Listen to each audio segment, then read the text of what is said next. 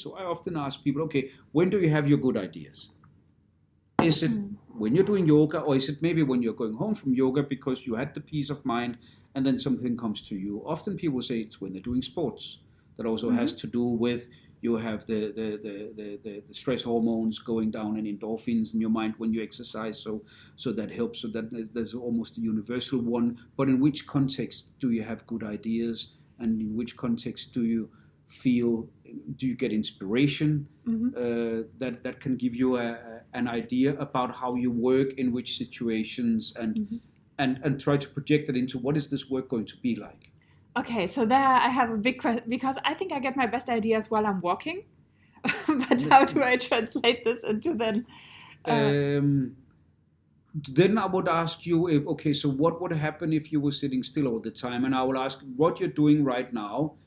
Are you sitting still a lot? And if you are, does there come a point where you need to physically move?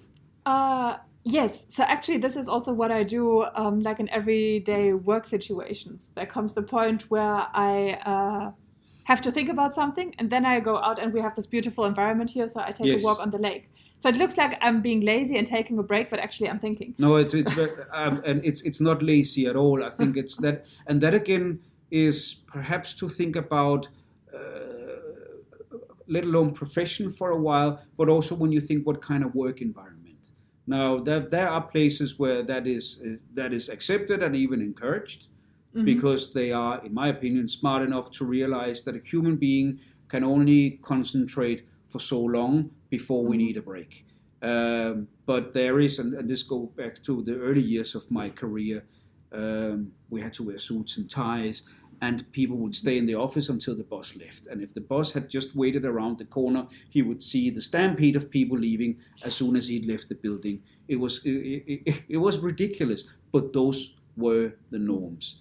And obviously, because I'm like you, I need to move to think. So I walk around in meetings quite a lot. I need to get up from my chair. I'm not very good at sitting still for too long at a time.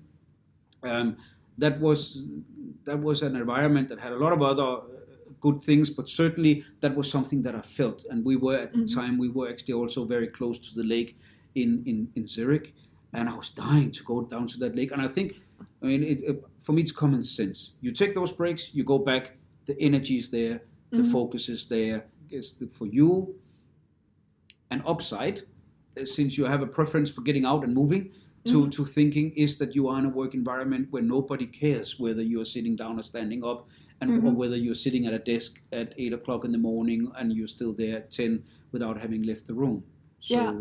I guess that is that you made, that was one choice you made that seems to have worked out okay. Yeah, and my job also involves moving because I do experiments. Yes. So whenever I feel stuck at the computer, I do an experiment because there are lots of experiments lined up that I have to do. Yes. So yeah, I don't think I could ever do a job that is just focusing on, well, only being in front of the computer. It No. always has to be something else. And I think it's the better you know yourself, the easier it is to identify that, experiment, ask people, observe, and also again I think it's do some reflection.